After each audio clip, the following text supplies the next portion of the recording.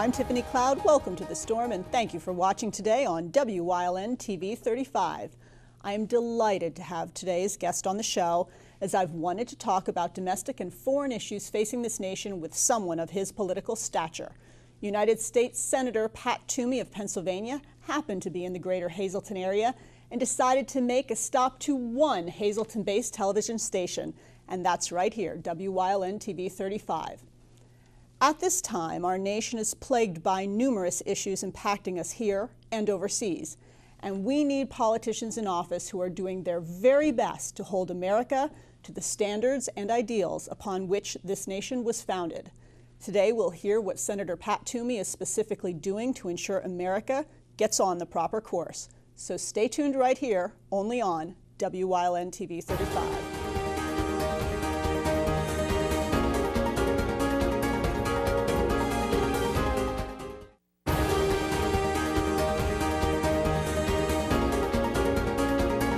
Welcome back to The Storm. I am so excited to be joined today by United States Senator Pat Toomey of the Commonwealth of Pennsylvania. Thank you so much for coming on the show. Thanks for having me. Great to be here. Well, I'm happy to have you in the greater Hazleton area. I know my viewers are really excited to hear from a United States Senator. So again, I appreciate it to you and your staff for making this happen. Well, it's great to be back in Hazleton. Well, I want to start in a natural place for me to start as a military wife, and that is first to thank you for your numerous efforts as related to our nation's veterans. I know you have veterans on your staff. True. I am extremely concerned, as are many people across the Commonwealth, about the fact that the Veterans Administration, while there are many good people that work in the VA, the bureaucracy, it's a mess. Yeah. You know, we have hundreds of thousands of veterans stuck in a backlog. My husband was in it for 2 years. Is that right? 2 years. We have veterans dying waiting for care. And I'd like you to take this opportunity to talk about what you as a senator have been doing about that. Yeah, sure. Well, thank you. So I just to step back a little bit and give some context, you know, probably the majority of the time, my time and energy in the Senate is spent focusing on economic and fiscal policies. I'm trying to get an environment where our economy can grow again. We can get the kind of job creation that we should have been having these last few years. And I'll be talking to you about that a lot. Good. So yes. I hope we get back to that. Yes, we will. But then there's 3 other areas that I've chosen to focus on that have nothing to do with the economy, really. One of them, I hope we'll be able to talk a little bit about, is Alzheimer's. Yes. And another is keeping kids safe, because I've learned some really, really disturbing things about child predators, for instance. And then the third is veterans. And it's partly because, of course, as you know, because your husband is one of them, we have a huge wave of veterans who are returning from recent activation, from recent active duty. Some of them were deployed many times. It's been in Iraq, it's Afghanistan, it's big numbers. And there's a lot that we need to be doing. So first of all, the unemployment rate of those young, relatively young, returning veterans is higher than the unemployment rate as a country as a whole, which is so counterintuitive. It is counterintuitive because they've been handling multi-million-dollar pieces of equipment, lives terrific and deaths. Training, a great sense of accomplishing a mission, teamwork, a commitment to this country. These are the folks that you would most want to draw from, right, to hire, to be the workforce. So it's disturbing to me that these returning veterans have a higher unemployment rate than the country as a whole, than the population as a whole. So I've tried a series of efforts to try to help improve that. So one was getting a website the Department of Labor runs to help veterans find jobs. It was not very interactive with employers. And so we've persuaded the Department of Labor to modify the website so that employers who have openings can have real-time input, and you can just better match the skill set of the returning veteran with whatever job might be available. Another thing I discovered from talking to veterans around Pennsylvania. You've been having a lot of meetings, which is great. Thank you for doing that, yes. Well, it's important, and one of the things I discovered from, actually it was a guy who made this point in Reading, Pennsylvania, Berks County. He said, you know, I was back for 2 years before I knew that there was a county Veterans Affairs office that could help me to navigate this. And I thought, you know, that should not be a secret. It shouldn't. So here's what I'm going to do, and I'm confident we'll get this done. It's a simple thing, but it could be helpful. And that is to have the various branches ask a question of a separating service member, which is, would you like to be contacted by the county veteran service organization in your county? Okay. If you don't want to hear from them, fine. Right. Then that's it. But if you would, we'll give them your name and your contact information so they can reach out, so veterans can find out about the services that are available to them. Well, and I don't have to tell you, Senator, but not everybody in the viewing audience realizes that a 2012 report came out from the Army stating that 22 veterans a day are committing suicide, and that was just an Army stat. So if you look at all branches, you know it's much higher. It's a huge problem. And one of the reasons is they come back, they lose that sense of self-identity after combat. You know, it's hard to re-assimilate, and they need a purpose going forward, and they need jobs. Right. And they've earned the right to that. Absolutely right. So these are some of the things that I've done. There's others. I got a bill passed that actually, you may find this surprising, but a lot of people leave a lot of things behind at TSA security checkpoints at airports, clothes, suitcases, all kinds of things they just leave behind. And across the thousands of airports in the country, it adds up to a lot. So my legislation has been signed into law. It requires the TSA to turn this over to volunteer organizations that help homeless veterans. It's a small I love thing, that. But what I wanted to do was focus on the problems that these folks, if there's a veteran's homeless, because there are problems there, and we need to address that.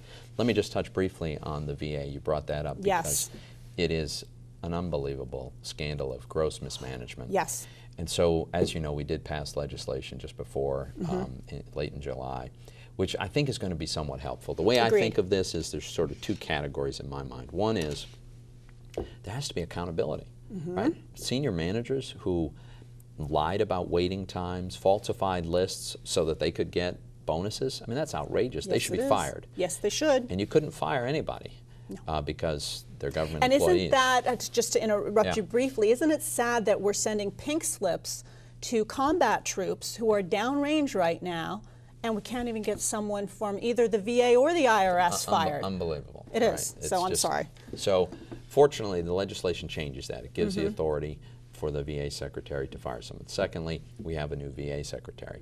I think that was necessary. Yes. You know, we had to establish a new culture throughout the VA, and I don't think General Shinseki was going to be able to do that. We have a new guy. Hopefully he can. And then the last piece of this, in my view, veterans who have to wait too long to get in, to get their appointment, to be seen, that's just not acceptable. No. As far as I'm concerned, the men and women who wear the uniform of this country, who have made that sacrifice, taken that risk, they deserve to be first in line for the best quality health care in the world. They haven't been.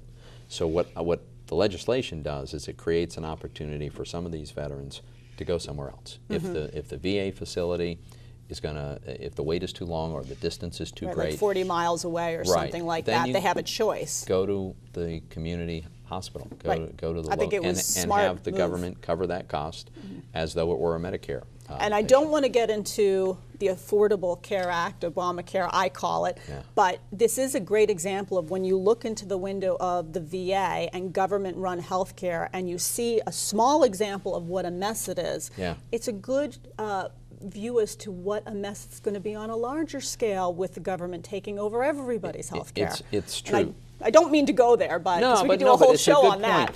And I think the important thing, the other thing that we did in this legislation, and I was very adamant about this, the VA facilities need to have to disclose the kinds of outcomes they get. This information hasn't been disclosed publicly.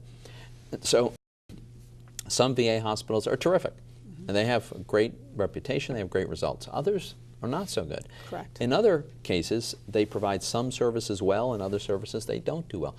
Veterans should know that. Yes. We should know about the quality of health care people are getting, so kind that of people a rating can make or something. Right. So what this legislation does is it requires that all VA hospitals file the exact same public reports that non-VA hospitals already are required to disclose. Okay. And frankly, I don't think that's enough, but it's a big step in the right direction. It certainly is. Well, I thank you for your work on those issues, and we're going to go to break, but the next segment we are going to talk a lot about finances and the economy, because I know you want to get to that. Sure. We'll be right back on The Storm after the break.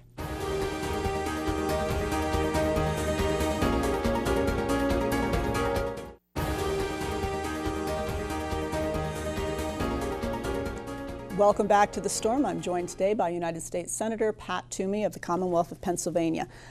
Okay, we're going to dive into an area that I know you're excited to talk about, and that is about the economy, about finances. I know it's certainly your strength and your background. I feel like we're sitting a bit on a house of cards in this nation. I'm extremely concerned about the enormous debt that we have, our dependence on foreign countries, the joblessness rates.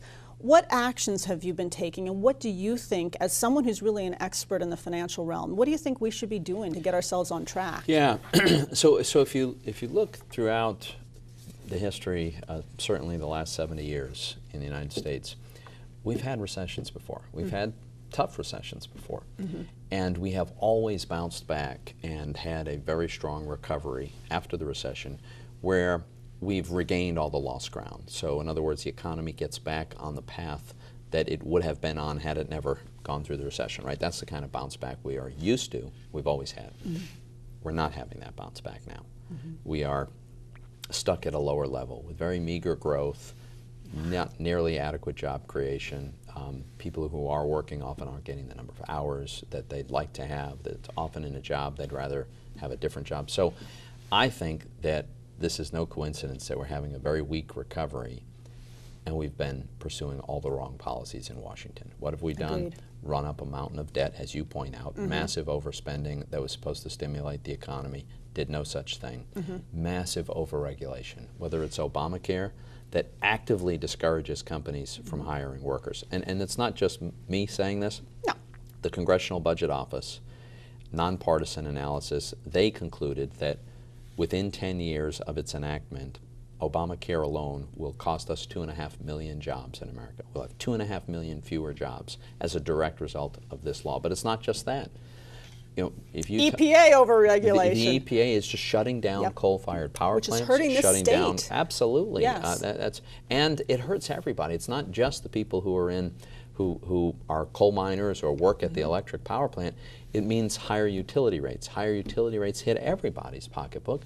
And businesses that use a lot of electricity, they're less competitive, so they're unable to hire. By the way, Dodd-Frank, if you talk to a community banker in Luzerne County or any other county, I guarantee you they will tell you they're hiring more compliance officers now than loan officers because the rules and regulations are so stifling. So you put all this together, and to me, there's no wonder why we don't have the kind of recovery we're used to. We've done things we've never done before, which is saddling the economy with an absurd excess of regulations. Well, and I feel for you because, you know, as a senator in a Democrat, Harry Reid-run Senate, I mean, we have over 300 bills that the Republican-run House have pushed through, many to help our economy, and yet they languish in the Senate. And while you would probably vote for many of them, I would suspect, you're outvoted all the time. Oh, it's worse than that. Senator Reid won't even allow the vote to take place. So, for instance, the Keystone Pipeline, right? Which would allow us to develop North American oil, bring it from Canada to the Gulf Coast where it would be refined, diminish our dependence on energy from places in other parts of the world that are unfriendly to the United States. We've got a majority that support it in the Senate. Senator Reid won't allow the vote. He won't bring it to the floor for a vote. He won't. The medical device tax, okay? Now, you're familiar, having worked for a great company, Pride Mobility, that has made electric-powered wheelchairs. Well, Obamacare imposed a terribly ill-conceived tax on the sales of medical devices. And there's 79 senators who have said that they would support repeal of it. I've been trying to get a vote. Just let's have a vote. Right. I don't ask you to guarantee me the outcome, but can't we have the debate and the vote? And Senator Reid won't allow it. And it's maddening because I know we could be making changes that would help our economy grow. Help us understand. Help me as a military wife who can't wrap my head around why you can't have the intestinal fortitude to vote for something when, you know, I have a husband who ran through bullets. Help me understand what is motivating Harry Reid. I'll give you the perfect example of the Keystone Pipeline, right? Our friends on the Democratic side of the aisle have two very important constituencies that are part of their political coalition, their base. One are the environmentalist movement, and environmentalists hate the Keystone Pipeline because they hate fossil fuels, and this would help develop, you know, North American fossil fuels. On the other hand, Organized labor is also a big part of their coalition. Organized labor loves the idea of approving the Keystone Pipeline because it means thousands of jobs for union workers who'll be actually building the pipeline. So the problem that our Democratic friends face is, well, if they have to cast a vote, they're going to have to alienate one group or the other. Sure. Can't have it both ways if you're actually voting. So rather than do that, their strategy is hide under the desk, which is unbelievable. And it's, frankly, it's cowardly. It really is. It is. It really cowardly. is. You know, people, you know, if you don't want to fight fires, you shouldn't become a fireman. If you don't want to cast votes, you shouldn't run for the United States Senate. Correct. You know, I think the Keystone Pipeline would be very, very constructive for America for a lot of reasons. The money's going somewhere. It's going to go to People who disagree with me, I understand that. Yeah, well. But I'm happy. I want to cast that vote and defend what I think is really good policy. By the way, for Pennsylvania, there's a lot of Pennsylvania workers would participate in supplying materials, equipment, and technology that would go into that pipeline. So it would mean a lot of jobs for us Absolutely. in a state where we need many more family-sustaining jobs. Absolutely. So what else, I mean, would you recommend that we do, knowing that your hands are, I hate to say it, but a bit tied in the position you're in? They are. Since Senator Reid just pretty much closed the Senate and doesn't allow us. I guess the answer is we have to vote these people out of office is what we have to do. The only solution is a political solution. That's what the problem is. What we need is to change control of the Senate, and if Republicans are in control of the Senate, we're going to be reopened for business. I will tell you this. I feel very strongly that if Republicans take control, that is not the occasion to simply inflict on our Democratic senators what they've been doing to us. Sure. It is an opportunity to reestablish the Senate as a functioning legislative body, restore the Senate to the deliberative body that it has always been, and let's get some things done and help get our economy moving again. I have about 2 minutes in this segment. I want to give you the opportunity you brought up earlier to talk about your work as related to protecting our kids. Yeah. Well, I've discovered that there are some big gaps in our efforts to protect kids, even in schools, especially in schools, from predators, sexual predators, violent predators. These monsters, they go where the victims are. And so far this year, we have had 275 teachers arrested for sexual misconduct with their students. That's more than one a day. And it's... Wow. I didn't know the number was that high. And Pennsylvania ranks #2 of all 50 states in these arrests. These are the people we know about and we've caught. What I want to do is have a more thorough background check before we hire these people, and check both the state and the federal database and make sure that these predators are not able to go to work. You know, I've got 3 young kids.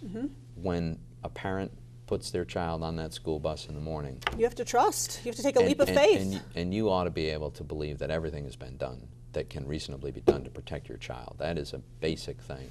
So I hope we'll get this legislation, by the way, that requires this background check has passed the House unanimously. Okay. So I'm a little annoyed that I'm getting the resistance that I'm having in the Senate. Yeah, no joke. I mean, really, this is pretty easy, and this is a layup. It's protecting our kid. You would think. With that note, we have to take a break. We'll be right back on The Storm.